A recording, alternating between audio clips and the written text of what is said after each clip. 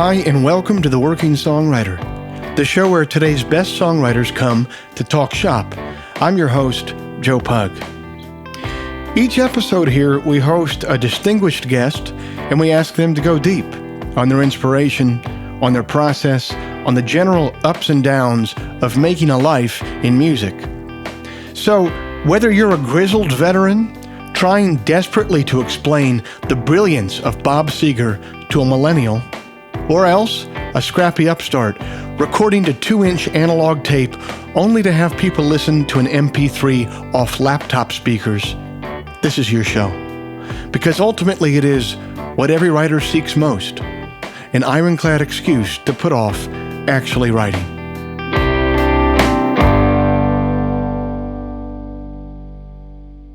All right, it's the last Friday of April 2018. Thanks for joining us. I'm glad you're here. We got a big show today, so I'm going to jump right into the housekeeping that we have here.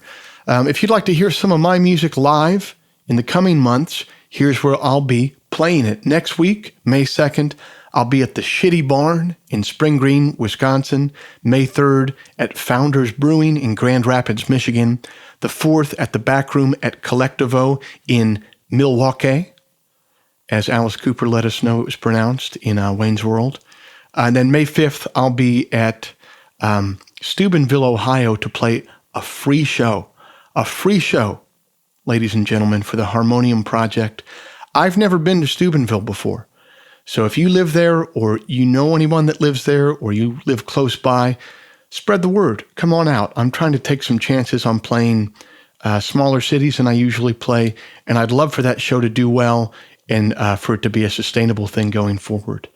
May 15th, I'll be at the beloved Mucky Duck in Houston, Texas. May 16th in Austin at 310 Austin City Limits Live. May 17th in Fort Worth, Texas at Main on South Side. And then on the 1st of June, I will be helping the Hamilton, which is a club in D.C. They're opening up a club in Columbia, Maryland, called The Soundry, and I'll be playing the first night there, June 1st, at The Soundry. So if you live in Baltimore or anywhere in Maryland close to Columbia, come on out and let's celebrate the opening of this new club. Next, if you're a listener to this show, but you've never heard any of my songs, we should rectify that. That's my main gig, after all. A good place to do that is over at Spotify. Just search for the words Intro to Joe Pug, and a playlist will come up with about 10 songs from all my different releases that will give you a pretty good idea of what I'm all about. Finally, if you enjoy this podcast, if you'd like to help it remain a viable endeavor for me, here's a few things that you can do to help out. You can rate the show in iTunes. You can spread the word by telling a friend. The other thing that you can do to help out is to become a supporter of the show over at Patreon. Now, what is Patreon? It's a platform that allows you to directly support creative endeavors that you find meaningful. You just head to their site, Patreon. You search for The Working Songwriter, or you search for my name, and then you choose an amount of money that you'd like to kick in monthly for the show. Think of it, it's basically a voluntary subscription. It's a subscription that you don't have to pay, but that you choose to pay because you like the show and you want to keep it going. And it's also the only place where you can score a sweet Working Songwriter t-shirt. It's a really rad design by a visual artist named Pearl Rachinsky, she's very inventive. You should check some of her stuff out over on Instagram at Pearl Jr. And she also happens to be married to a songwriter who is worth his salt, John Moreland. And she did a great job with this shirt design. I think it's so rad. Head over to Patreon, support the show, and grab one of those over there. I will end all the harassment there. I think this month's episode warrants a little bit of a prologue because our guest is not primarily known as a songwriter. This show is called, after all, The Working Songwriter, so why the special exception here? Because if you have a chance to talk to someone like Brian with over 3 decades of creative experience and also the ability to speak lucidly about that experience, you simply don't miss it. Brian has discovered great songwriting talent and brought it to the world. He's created and written movies and TV series that have gone on to be cultural touchstones. He's columned for Sports Illustrated. He hosts a podcast of his own called The Moment, which is one of the best explorations of the creative process that I've heard in this medium. So, as I think you'll hear, even though songwriting isn't his main creative outlet, Brian is at home on this show as much as any guest we've ever hosted. We taped this in a conference room on the set of Billions in Brooklyn. Brian is always a busy guy, but at the time of this taping, he was finishing the filming of season 3, so he was totally slammed, which makes me all the more grateful that he took the time to appear on our plucky little show here. So thank you, Brian, and I hope you guys enjoy this month's episode.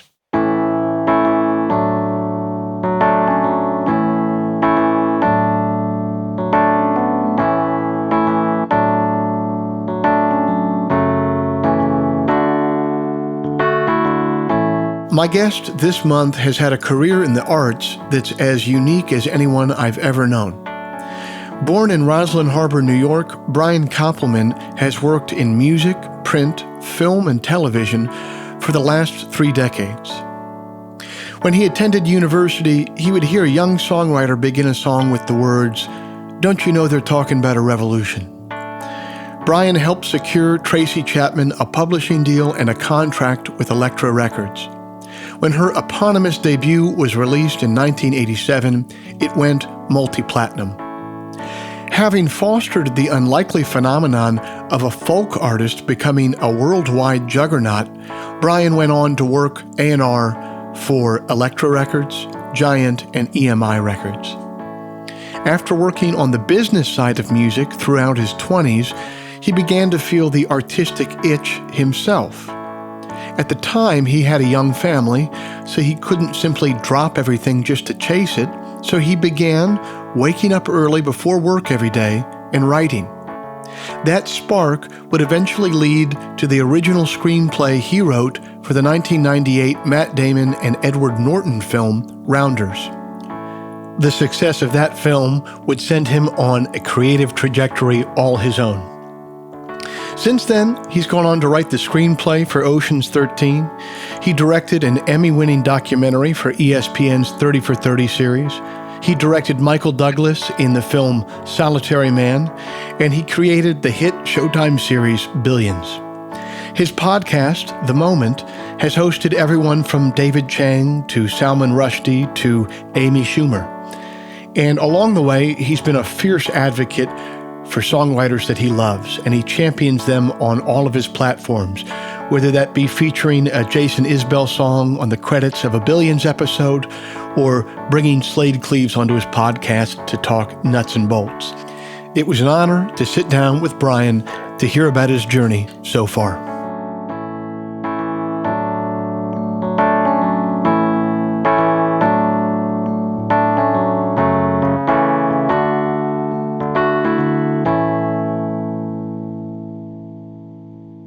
You know, you're here today graciously with us because you've basically lived 2 different lives, one of them as a champion of songwriters over the years, both as an A&R guy and now with your podcast where you always champion people that you love, that you want to get to. And then your second life has been as an artist yourself, except your medium is screenwriting, film, and television. So I think those 2 lives qualify you as an honorary songwriter for our podcast, right? Plus, thank you for that.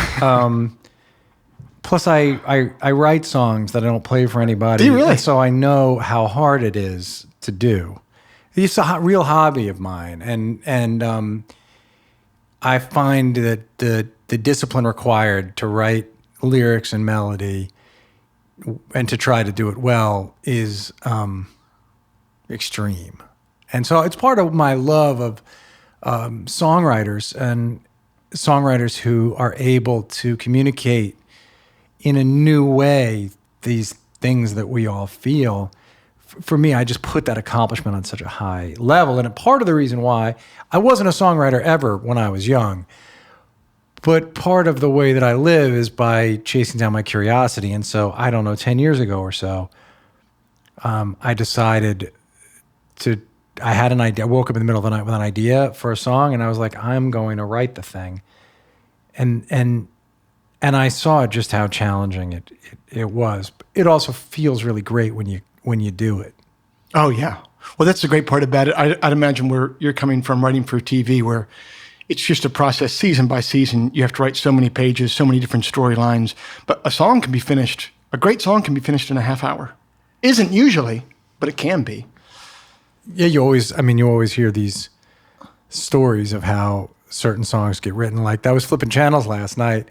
And I saw that, that show that's on that Axis channel where it was from like 2000. They shot, I guess, like 10 episodes or 20 episodes of this thing called like Making the Album, or How They Made the Album, where they put the 24 track or 48 track up and they put the faders up, and then they bring the artist or the producer in and they move the faders around and they kind of recreate how they made the album. Yeah. And so they had Phil Collins, and he swears that he wrote In the Air Tonight, that he found that drum sound and then the sound for that keyboard to make those chords. And he said, when I found that sound, because of it's repeating kind of a echoey thing, I couldn't play fast. I couldn't play the changes fast. So the progression had to be slow because that's what worked with the sound. And he's like, and so I wrote that. So I had that sound going and this slow progression going and that drum beat. And I was going through a divorce and I didn't have anything written down on a piece of paper. And I grabbed the mic, and 99.8% of those words came out of me the first time I spoke into a microphone. He goes, so people are always asking me that song and what's the story? He goes, I have no idea to this day any of the specifics. Like, I saw what you did. I saw it with my own two eyes. He's like, whatever was going on and churning inside me came out the moment I heard the mood the mood I'd created, not even really intentionally, because of the sound I found. Yes. And then I sang these words, and he said he wrote that song in basically the time that it takes to listen to it. That's amazing. And since he was just recording it there, you hear about all these bands that run into demo-itis with stuff. And that's why they had an original inspiration with a mood. They sang to it, and then 4 months later, they get a deal. They try to go into a big antiseptic studio and create the same mood. They can't do it. Yeah. So no, he was at a different, he'd probably had already been through so many iterations of figuring that shit out, going from being the drummer in a big band to then the lead singer in a big band. Yeah. That I'm sure by then his process, he was able to unclutter, right? He was able to get himself out of the way of the work, get these things that stop us, right? Our self-consciousness, our ego, our self-doubt. He had gotten so much reinforcement over the years and probably had to, once he'd made that leap from the drums to filling Peter Gabriel's shoes, I'm sure, and I'm not even a Genesis fan at all, by the way. Like, I just know a lot about rock history as you do, because I love it all. But just when you think about the fact that he had to fill that guy's shoes and do all that stuff, so it makes sense that maybe a lot of us would second guess ourselves or would start to have been, you can imagine you sing those first couple lines of In the Air Tonight, which even if you're not a Phil Collins fan, it's a singular moment in 20th century music. It's an incredible moment that guy People captured. playing air drums to that has shown up in about 10 movies in the last 10 years. So. And it didn't sound like anything else. And you could see somebody like sort of less in the flow state, more in their head. Oh, I better write that down, or what am I trying to say? And somehow he was at a place in his life with his art that he could just go. Yes. Which is where we all are trying to get to all the time, where we can flow, where that combination of being, if you're any kind of an artist or any kind of a creator, or even anyone in a business trying to write a presentation, that thing that we all chase is that feeling of being hyper present, but in the ether at the same time. And some people call it, I guess, a flow state or being in the zone. For me, as an atheist, it's the closest I get to what other people call a spiritual experience, because you are floating above and yet you are really tethered to the ground at the same time. You're in it. And as a writer, those moments, and sometimes that could be an hour or 2 hours, and sometimes, honestly, you don't even know how long it was. You just look up and you've written 10 pages And those are the 10 pages that kind of float the whole endeavor. They're the thing at the center of the script, or they're the beginning of the thing, or they're how you finally solve the end. And although I'm not somebody who thinks the spirit took me over, there are these moments where you're able to access the best of yourself. And the whole thing is always such a battle against yourself. It's always a battle against your own limitations. None of us are as smart as we wish we were, or as wise, or as talented, or as gifted, as our idealized notion of what the people who are really supposed to do this stuff are. We all want to be Bob Dylan and Don't Look Back. Joan Baez playing the guitar, and he's just able to somehow type "It's All Over Now, Baby Blue" as though it came from above. But first of all, that's a created moment in a movie. But second of all, to try to chase after that is just to walk around defeated all the time. So we plod along and we take our guitars out if it's you, or I take my laptop out of my knapsack, and we just sit there and try to do the work, knowing somehow after enough time that if we do the work on the days that we're not feeling that way, the reward will be eventually those moments of flight. Yeah. And that's the thing that from a very young age, when I would notice songwriters, I would be looking for, I would feel. It's that moment when you hear Southeastern for the first time and you realize this is Jason Isbell, this is a man in flight. This is somebody in that rarest place where they're connected to their highest calling and they're able to grab onto it and distill it into a concentrate for us. And that kind of expression has always been one of the things that gets me out of bed in the morning, and it's a through line to any of the different lives that I've lived. Yeah. Do you have different techniques for getting to that flow state? Like I was listening to you talk about, you said, so you turned 40 and you were like, man, I've always been scared of doing stand-up. I'm going to go do stand-up. You did it for pretty seriously for about a year and a half in the city, and what you ended up getting out of it was not necessarily something out of stand-up, but you were able to finish a script that you couldn't finish before. Yeah, man. Like none of this stuff has come general.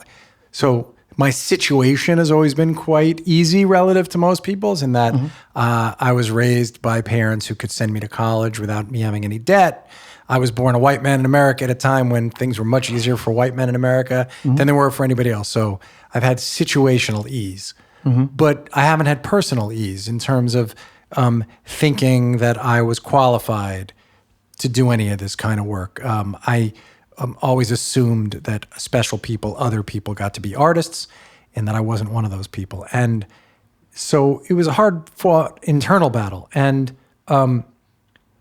what I learned from doing it, or one of the things, was when I'm, as I said earlier about writing, when I'm curious enough, fascinated enough, when I can feel myself avoiding something out of fear, I have to do it. And I was stuck writing a script, and it wasn't like a one-to-one, like I'm stuck, so I'm going to do stand-up, and that's going to unstick me. But I knew that I'd always wanted to do stand-up, that I'd always been around comedy clubs, had a lot of comedians as friends, and that if I didn't face it down, if I didn't put myself in a situation to fail in that way, that would actually make me feel like a failure or like a quitter or something. So I did it, and I loved doing it. It was fucking terrifying and humiliating all the time.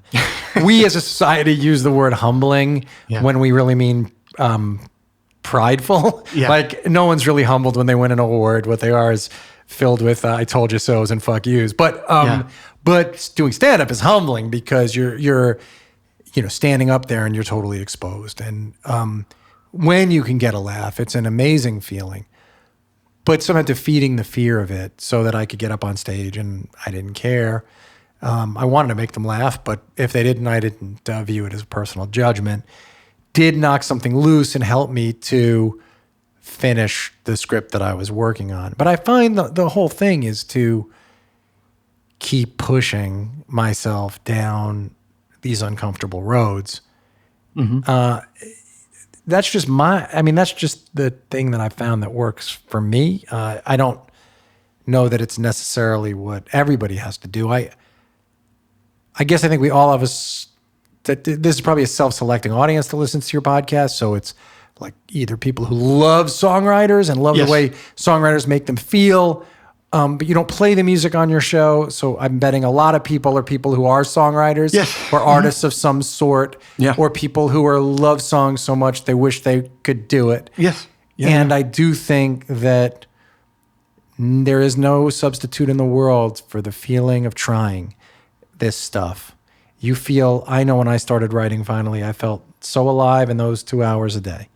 That it fueled me for all the rest of the time. And so part of that is the fear thing. Part of it is connecting, as I say, to the best, most creative, most interesting, most alive part of myself. The truly most alive part of myself is the part that's with my kids and my wife. But other than that, the time that I feel the most like that is when I'm involved in creating, and that could be in writing or directing or producing, editing, all the stuff I get to do with the show or the movies.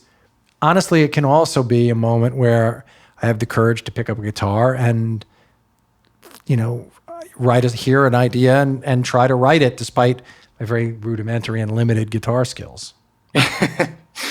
Well, but your start to writing, which you just referenced, was a very simple proposition. You were working for Elektra, and at that time I was working at EMI. You were working at EMI. By the time I was writing, my music business career was I worked at Elektra, then I worked at Giant Records, Irving Azoff's company for Warner Brothers.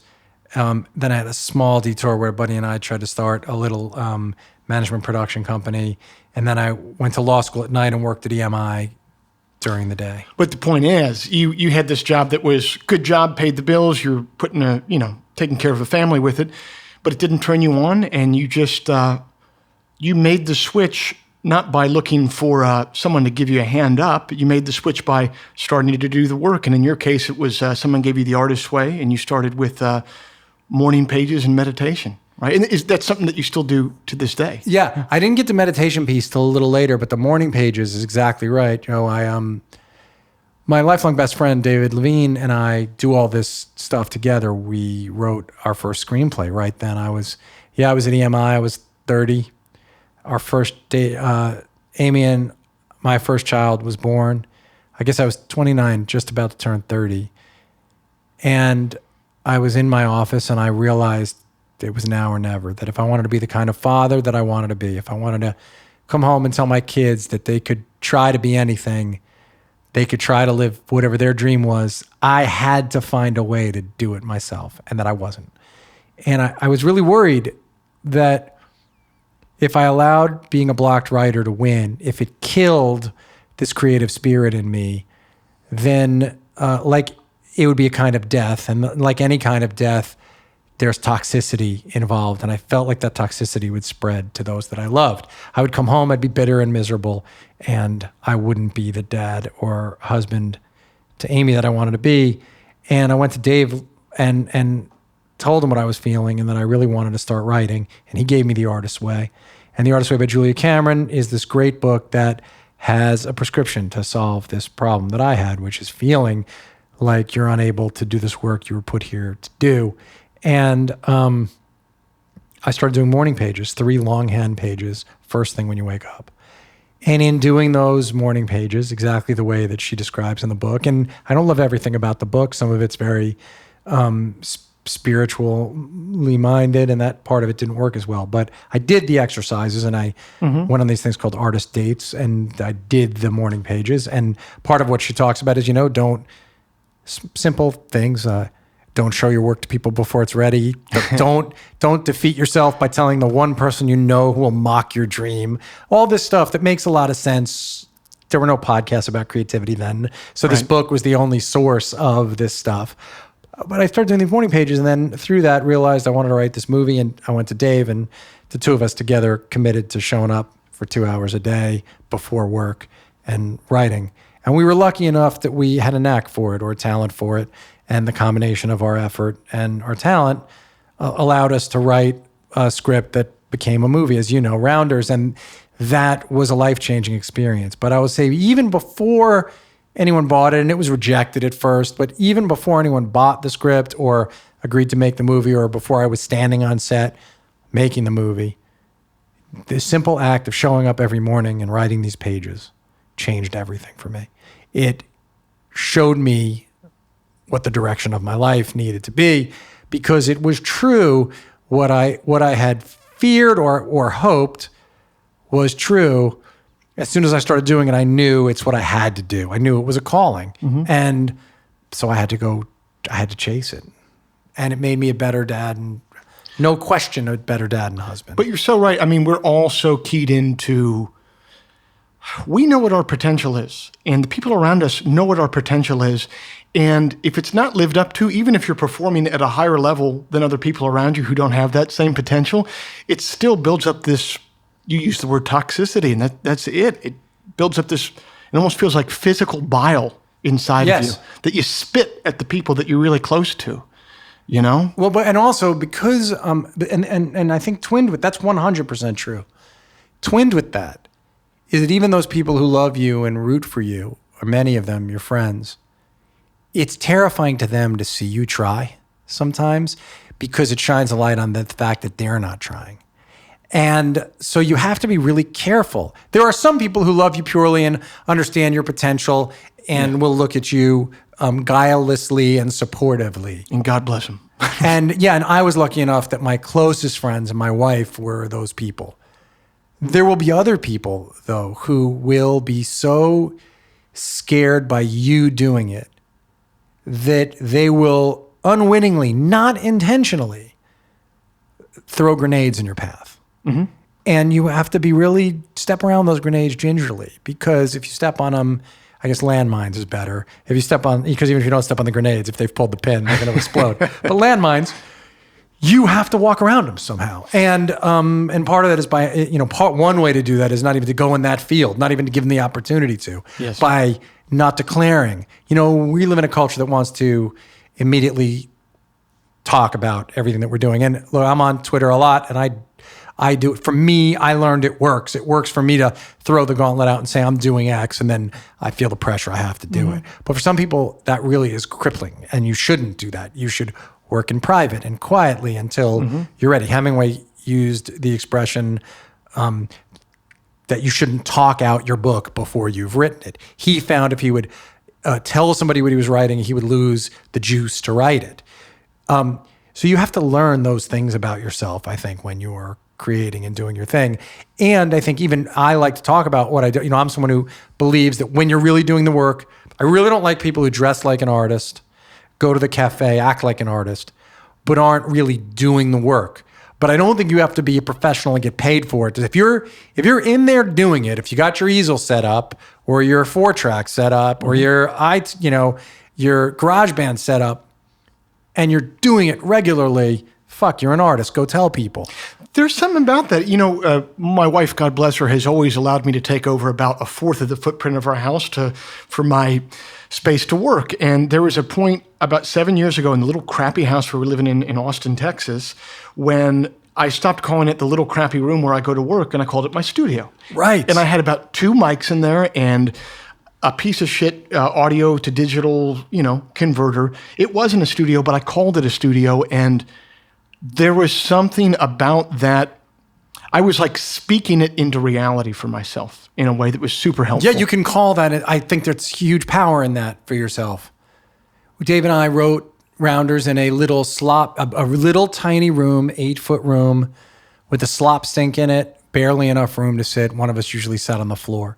And it was below ground. It was a basement. And that's the office. Our office. That's we the were going to Yep. write the movie, and we referred to it as this movie we're writing, and we really didn't have any doubt about producing the work. That was the thing. We didn't know if it was going to get made or be good by anyone else's standard, but we knew we were going to show up every day at that place, meet, and work.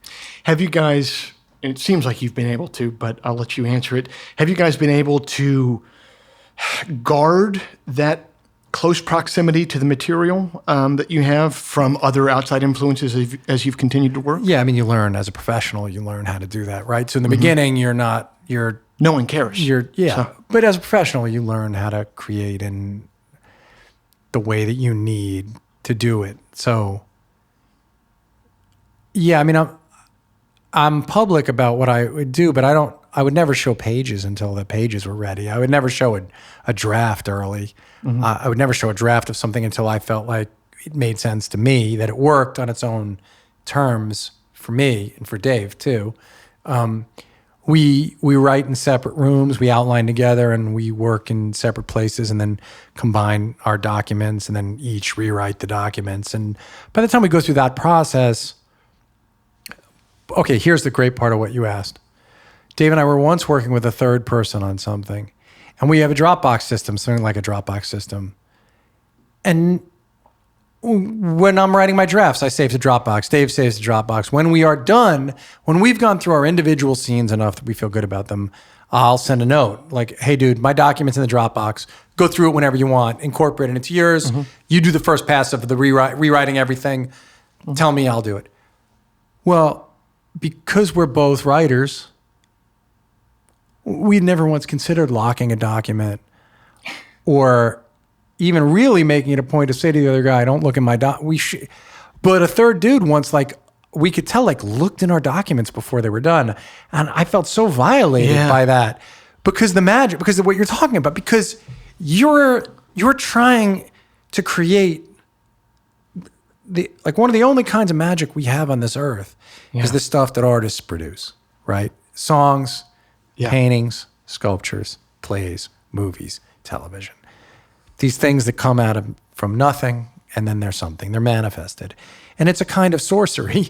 And you have to be able to do that sorcery. In Virginia Woolf's right about a room of one's own, you do need to be able to weave the thing somehow. Now, I'm not saying What is a Virginia Woolf quote? Sorry? An artist just needs a room of one's own. It's a book, an essay, and it's really wonderful. And it's this idea that in order to create, all you really need is a place you can go where you can quietly do your work without being judged. A clean, well-lighted place? Yes, that's it. Exactly right. And so that was like the first, that quote, and then there was a bookstore online called that, and I loved it for that reason, before Amazon. When the internet was new. But so you do need to protect the thing because it's like it's a baby dough until it's fed and until it's able to drink its mother's milk and until it can stand on its own. It's so fragile. I remember at the start of my career 10 years ago, you do the pilgrimage to Joe's Pub in New York to showcase for everyone, and then you go to Hotel Cafe in Los Angeles. And the great part about Hotel Cafe is it's the deal where, like, you have to sell so many tickets, and if you sell one less, you don't get paid for any of them, which is a whole... I remember I sold one less, and I tried to buy the last ticket from the door guy, but they're wise to that, right? Anyway, all the artists share a dressing room there, and I went up for my showcase, and I came back to this joint dressing room, and a singer-songwriter who's still active, who shall remain nameless, was there in the dressing room with his buddies going through my composition books and laughing together. Yeah. At your words? Yeah. And like they were all off air, you got to tell me who that is. Yeah, I will. And I mean, put it to you this way, it's 10 years later, and like, I still think about that about once or twice a year. You know what I mean? It's really wrong. Like, I still think about it about no once one or who's twice the a year. real deal. I once, when I was a young person, read somebody's journal, and I was young. And I consider it among the very worst things I've ever done in my life. I felt immediately so fucking bad about it. Yes. I knew instantly that it was behavior not only would I never repeat, that I would hate. I was changed forever by just doing, I was like 16 or something, and I was changed forever by having done that, because I would never, I immediately saw like how over the line something like that is, because what do we have? We have our dreams and our hopes, and our thoughts are these private things that no one else can access. Your art is the way you manifest that stuff and bring it into the world. And until it's ready, it has to be untrammeled upon. But then there's the other end of it, of friends that send you stuff that comes in too early, and they send it to you, and it's not formed, and you're like, I don't know, man, what feedback do you want from me? Like, the feedback that you want from me, this is the work that you have to do right now. Like, I'm trying to figure out my own shit over here, man. Like, it drives me nuts. Well, do you ask, so I will say this. So I don't, I get, too many people want to send me stuff, as I'm sure they do. Yeah. So I don't accept stuff. You can't send me things. But like friends. No, you could send me something. Yes, but people can't send me things, right? Right. But if a friend of mine, and this is the way we are, all of us together, my friends who do what I do for my life, I will say to somebody, do you want professional feedback? Are you looking for real feedback? If you are, then I'm going to block out time, and then I'm going to give you, is the thing you've written ready for the treatment that I'm going to give it? Are you ready? Is it exactly your question? Is it too fragile right now? And it's an invaluable service to give somebody, right? If I have a friend named Craig Mazin who has a great podcast called Script Notes. And David and I sent Craig the pilot for Billions, and his notes made it substantially better. He did this incredibly gracious thing. He gave us, we were on the phone with him for 2.5 hours. He read the script so closely and with the ability to understand the whole and the individual scenes. And he really took us to school on that script. And we needed a professional objectivity because we'd thrown ourselves so inside it. So now we were professional enough and been at this long enough to not only be able to take that, but to want it, to need thirsty that feedback. Yep, the script was already professional and done and ready to be seen. Craig realized there were certain issues that we could address within the scenes. Hey, you're starting this scene where you should end it. That kind of thing. That we were at a place where we were really ready for it. And I will have returned that favor many times to many of my peers. But you have to first say, are you in the position where you're ready? Because too early, I agree, it's just devastating to get that kind of feedback. It could stop you from doing the work. And what has to happen is you have to somehow never put yourself in a position where the reaction could stop you from being able to do the work.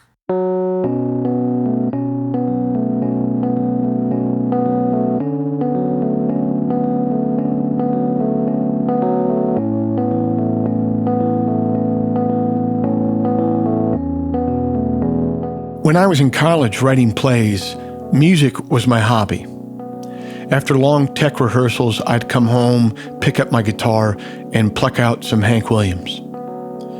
Then, when I was in Chicago framing houses, I'd sit on my porch at night after work and try on some Elliott Smith for size. The point is, once music became my living, I needed another hobby. And that's when I began to cook. When I'm off the road, I cook all the time. I love smoking ribs and pork shoulders. I love sweating onions and garlic to make a good ragu. I love roasting a chicken over carrots and potatoes. And I bring this up because it's amazing how often I get insight about songwriting while I'm cooking. And I think that's the point of a hobby in some ways. Learning the specifics of a given pursuit is not as important as learning how to learn. And I think Brian has really mastered that process in some ways. Writing is his life's work, but he has constantly immersed himself in the learning of other pursuits, and all of that informs his writing. He got waist deep into the intricacies of competitive poker to write rounders. He stepped onto open mic stages in New York to try stand-up. He dove into the high-stakes hedge fund world to create Billions. His enthusiasm for the process of learning has kept his life's work sharp. And it also makes for a person with a sort of global competence that's rare and profoundly interesting to be around. The great science fiction writer Robert Heinlein had a character named Lazarus Long who described this kind of general ability to navigate the world perfectly. A human being should be able to change a diaper, plan an invasion, butcher a hog, con a ship, design a building, write a sonnet, balance accounts, build a wall, set a bone, comfort the dying, take orders, give orders, cooperate, act alone, solve equations, analyze a new problem, pitch manure, program a computer, cook a tasty meal, fight efficiently, die gallantly. Specialization is for insects.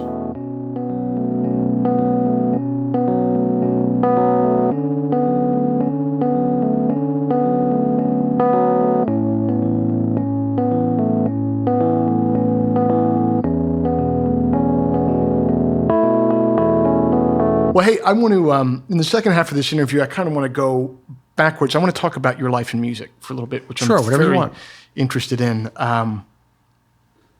Well, first of all, we're going to go backwards a second time because I don't want to run out of time before I get an answer to this question.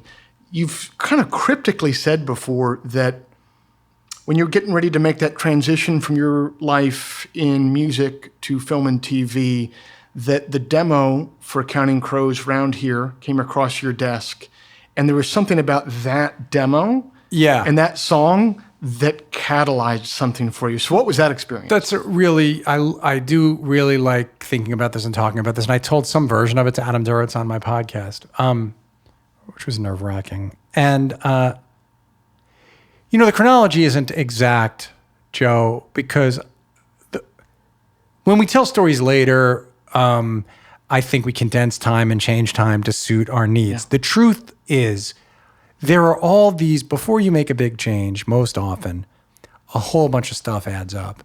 You hear a voice, you hear the voice again, something happens, something hits you a certain way, and then finally you've had enough and you're sitting in your office and you go see your best friend, you're like, I gotta fucking make a change. But one of the things along the way, and it was 2 years before I think I started writing, was all I ever wanted to be from when I was a kid, other than my little secret dreams of being a comedian or a writer. But the truth is, the thing I wanted to be was an A&R man.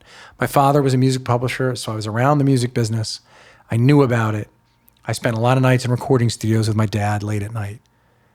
I would listen to demos from when I was 7 or 8 years old. I was listening to demo tapes. I was able to understand I was able to recognize what made a good songwriter at a very, very young age in a sophisticated way. I don't mean to be, I'm not being immodest. No, but I just serious, was able, yeah. I was trained to do it and I loved it. And all I ever wanted to be was an A&R person, someone who went out and found talent and worked with that talent, because from a young age, when I would hear a great song, something would just change in me. My molecules would change. I would just be different afterwards. And that's still the case. But when I was in the record business and I was doing this for a living, I started to change in a negative way. And it had to do with my success professionally, being able to support my family, all of it, being tied in to this thing I loved, music. Mm-hmm.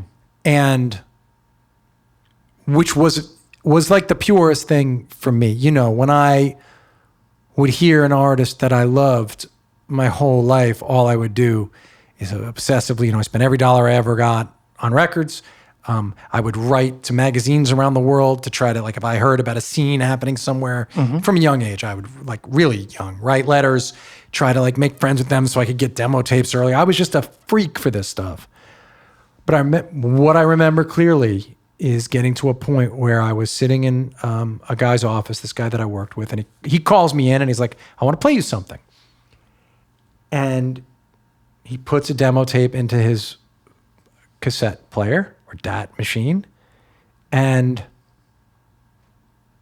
that beginning sort of riff played, and then I heard Step Out the Front Door like a ghost into the fog, never noticing the contrast of white on white in between the moon and you. The angels know. The angels get a better view of the crumbling difference between wrong and right. And the second I heard it, the instant I heard it, I knew that guy who was singing was going to be one of the biggest stars in the world. And I knew he was a genius. And I knew he was making exactly the music that I wanted to hear. And any other time in my life, I would have demanded the tape. I would have sent it to every friend I knew. I would have memorized it. But instead, what I felt was rage that I hadn't found it first, that somebody else was going to get the credit for it, that somebody else was going to make money off of it, that even I never actually cared about money, but that they were going to have the stuff from it. They were going to win, and I wasn't. The saving grace is I actually went home and noticed it. I went home and realized it and connected it very quickly. And I was like, I got to get out of this fucking racket because the thing that was so pure and beautiful to me had become mercantile, had become business, commoditized. And I remember then saying, well, are you going to sign this band? And someone who worked with us went to see them in San Francisco, and she came back and said, well, we're going to pass because the guy doesn't, the guy's not charismatic or something. And I remember going back by then and saying like, no, but that song is like, that song is everything, guys. That's the rarest gift you can have. What that guy just did is the rarest thing you can do. But the record business turns you, if you're not really careful, especially then when it was this big business, it changes your relationship with the artists and the art. You know, one of the artists I signed to his first American record deal was David Gray. David Gray, I heard his first album, the one with Shine on it, the one that he made just acoustically, just acoustic guitar and him, and had a similar feeling. And I spent about a year, maybe more, traveling around the world trying to convince him that when his deal with this small label in England ran out, he should sign with me.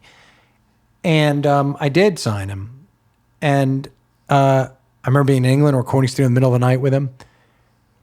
And then the record bombed, and I was in a position, I couldn't convince the record company to support him.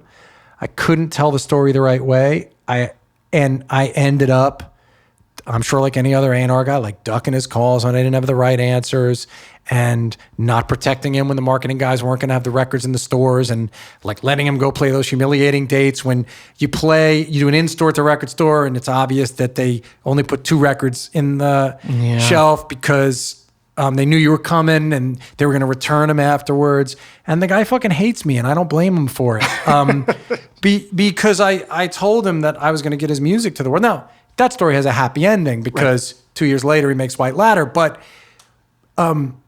this disconnect that would happen between my ability to recognize the thing early and then my inability to nurture it correctly and help it find its way into the world, to be both strong enough and harsh enough maybe in the record making process and then figure out how to spend the time to get the promotion people to do their part. I found it just a crushing kind of a thing. And I was part of things that became very successful and signed acts and made a really good living at it. But the overall feeling I had was one of despair going to work. 1, because I knew I should be doing the work, not just shepherding it. 2, because I couldn't figure out how to keep my word to these artists. Mm-hmm. I couldn't definitively know that I could keep my word to them, because it wasn't just fucking up to me. Right. And so there were a couple you could pick and you could say, hey man or woman, as long as I'm in this job, you'll get to make records. And the couple people I said that to, I kept my word to them. But I didn't help them necessarily achieve success beyond that, you know? Yeah. You've mentioned before that when you were making that transition from, and it's a good way to put it, you were shepherding artists in your A&R career, and then you were doing the work in your later career. And one of the things that you worried about in that transition is that you said that your relationship with some of those musical artists was that of a shepherding a very talented child in a way, because especially musicians, I feel like, can be very flighty, temperamental, flaky. And you worried that, well, I don't want to be a flake, but I also want to be an artist. Yeah, but I'd say a couple things about that. 1, I probably enabled that behavior because like I loved so the David Gray story and the Counting Crow story are extreme examples, right? I mean, generally, and what would happen is I would put my arms around these artists. They would live on my couch because I was a young dude, because I mean, as you know, when I was in college, I discovered Tracy Chapman and helped make her first album. So I had success at a young age. And so I had like a nice apartment in Manhattan, and I was single in the beginning. And so these artists would become like little brothers to me. Yeah. So they could crash on my couch, and they could call me in the middle of the night, and I would solve their problems. So if someone was having a fight with their boyfriend or girlfriend, I would help them. If they needed to go to the emergency room, I'd find a way to get them to cut the line because So then if you were taking care of people in that way, it encourages their powerlessness in a sense. But also by the time, and so yes, I guess at an early age, I was worried about what it meant to be an artist. Does that mean you had to be a crazy maker? But I realized by the time I was a dad, I knew it wasn't whether being, look, I was also playing poker at all hours of the night. I knew that in fact, the thing that would make me really crazy and bad would be to give in to demons that had nothing to do with the art. And then if I was doing the work, that I could put all that other stuff into the work. And then I could be stable and giving in my life away from the work. If I could find a way to protect the time to create. I also realized that you can create in a shorter window. That if you can really block off a period of time, people think you have to all day, every day. But the truth is, I was talking to Craig Finn from The Hold Steady about this on my podcast. You know, Craig is like, I'm going to write a song at 10 tomorrow. And at 10 tomorrow, he's going to get out his notebook and see what he's written down and get out his guitar. And by 1 o'clock, he's going to have written a song. Yes. And then he can go on with the rest of his day and go to the gym and live his life. And for a long time, like making this television series takes a lot of hours a day because I'm not only writing, Dave and I are doing every part of it, but a writer's life, I came to realize, if you could be disciplined enough to do the work in the time that you had allotted, you know, you can be a better father. I could walk my daughter to school every morning. I could be home when my son got home. My son went to school farther away from home than my daughter, so I would walk Anna. And Sammy, I could be there for shortly after he came home from school. When I was shooting a movie, it would be different. I would have to leave. But a lot of the time was writing, and I would go and write, and I would spend half the day writing, and I would deal with whatever the business parts were, and then I would walk home through Central Park and get to have dinner with everybody. And then if I had to do a little more, I could do a little more. But there's a way you can set up that kind of life. If you don't have this Rambo kind of romanticism about what it means to be a poet or an artist, you can be the poet or artist. And not have to lose everything else that's precious. You don't have to end up as an arms dealer and slave trader by the end of it, do you? Right, no. I just had, my wife and I had our first kid. He's about 18 months old, and I was really worried. Like, oh man, well, this is just it. I'm not, being an artist is going to be a terrible job to be as a parent. I found exactly the opposite so far. I get to spend so much time with my son. Now, does that mean I'm going to be gone for a week, a month, like just straight up gone on the road? Yeah, it does. But man, when I'm back, I'm back. I'm in it. It's been a great job for that. No, I think that it is. Look, a lot of our favorite artists were pretty fucked up and allowed it to come out in all sorts of different ways. I think I wrote something about Lou Reed on what would have been his 75th birthday. And Lou Reed is absolutely like one of my, it's funny, Lou Reed's one of those people who I don't know if people, it's almost like his name just sort of washes by. If you're not a Lou Reed fan, you kind of think like, yeah, that guy's great. But you don't even he's so part of the firmament and also so associated with a certain kind of cool that it's very easy to write him off. But that guy was one of the greatest songwriters who ever lived. And his work meant so much to me and means so much to me. But I think he was probably a horrible guy for a lot of his life because maybe he thought that the work gave him the privilege to be that way. And I'm sure, Hendrix was a great guy, but he had those demons. And so we all know those stories, but I refuse to believe that in order to produce Lou Reed's work, you had to be a Lou Reed level asshole. Yes. Well, I know that at the end of his life with Laurie Anderson, he changed and became a better person, but the point, I'm trying to forget the specific, though, go listen to Lou Reed's New York album if you want to know hear an album about a time that's incredibly specific and brilliant. Well, that Herman Hesse book, Narcissus and Goldman, is basically about that, where It's an amazing book. It's one of my favorite books, man. And so you have the one artist that travels the world and lives the life of the artist that we think of in our caricatures of one. And then you have the old craftsman who just eats the same dinner every night, lives in the same place, and learns how to perfectly sculpt something. And I think that there is something, not that I want to call, compare myself to the master that's in this book, but if I was going to err towards one or the other, I think I'm more the guy that stays in the same place and eats the same dinner every night and tries, week after week to write Amazing Grace. That's kind of where I'm at. No, that's brilliant and beautiful. And Hess was really fascinated with that, right? Because even Siddhartha, his version of the Siddhartha story with Govinda is very similar in that Govinda, one searching and the other.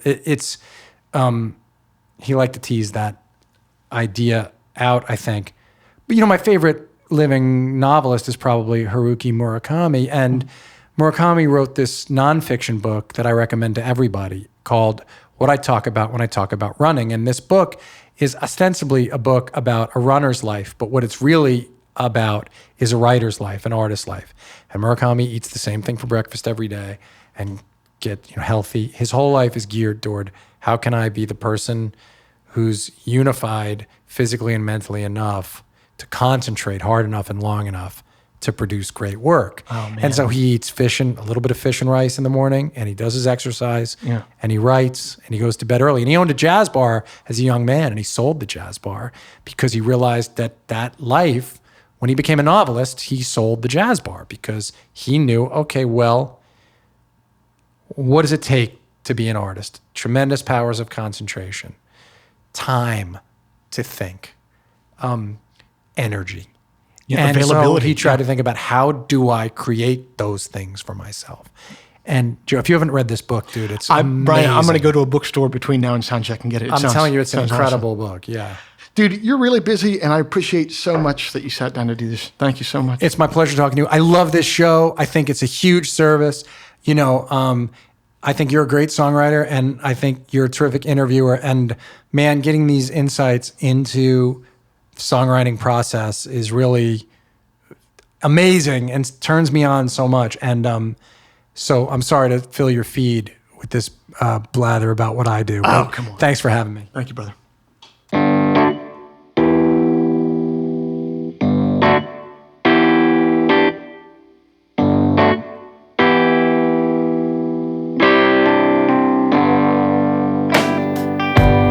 That's our show for this month. Thanks for listening. Brian's latest project is the third season of Billions, available on Showtime, and also his podcast, The Moment with Brian Koppelman, available everywhere you get your podcasts. Today's episode was engineered and mixed by Matt Schusler. Special thanks to Emily Hornsby for her care and attention to get this interview booked. If before we meet again, you sit down to write, please remember, an expensive drug habit is not a song, a compelling Instagram account is not a song, and most importantly, reverb is not a song. So let all that take care of itself, and for you, just keep your eye on the song.